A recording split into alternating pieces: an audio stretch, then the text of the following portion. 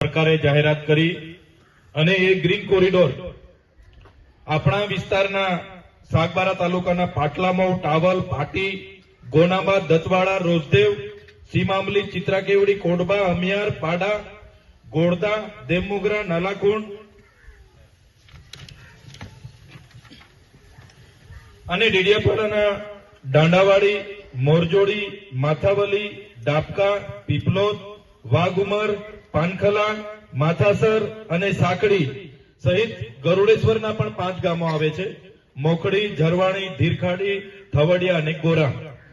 તો આટલા ગામોમાંથી જે ગ્રીન કોરિડોર પસાર થવાનો છે, ગ્રીન કોરિડોર એટલે કોઈ નાનો રસ્તો નથી, મોટો રોડ છે. એના માટે સેન્ટરમાંથી ગઈકાલે અમારી મીટિંગ હતી, ત્યાં જે ચર્ચા થઈ એ પ્રમાણે કે સેન્ટરમાંથી 30 મીટર બંને બાજુનું જમીન સંપાદન આમાં થશે.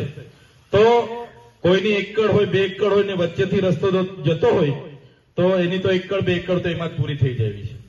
તો ગ્રીન કોરિડોર આ અભયારણ્ય વિસ્તારમાં સરકારને લાવવા માટે શું જરૂર પડી?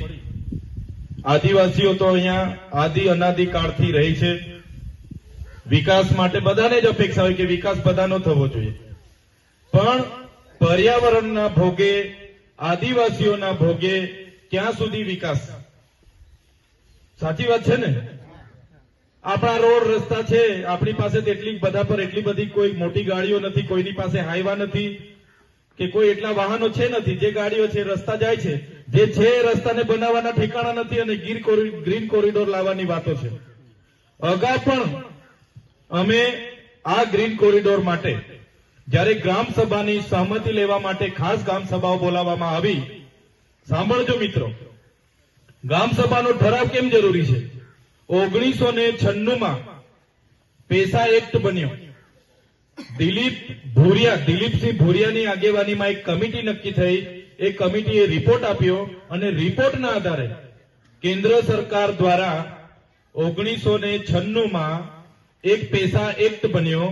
અનુસૂચિ 5 વિસ્તાર, જે આપણો વિસ્તાર છે, એમાં આવતા ગામોમાં કોઈ પણ પ્રોજેક્ટ આવવાનો હોય, કોઈ જમીન લેવાની હોય કે લે વેચાણ કરવું હોય, કોરી નાખવી હોય, કરસર નાખવું હોય કે કોઈ પણ પંપ નાખવો હોય, હોટલ ખોલવી હોય, કોઈ પણ કરવું હોય તો પેસા એક્ટમાં ગ્રામ સભાને પરવાનગી લીધા વગર કોઈ પણ વ્યક્તિ અહીંયા જમીનમાં કોઈ પણ જાતનો પ્રોજેક્ટ નાખી શકતો નથી.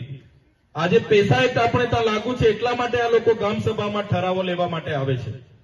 બાકી આ લોકો તમને ને અમને કોઈ દિવસે પૂછવા ના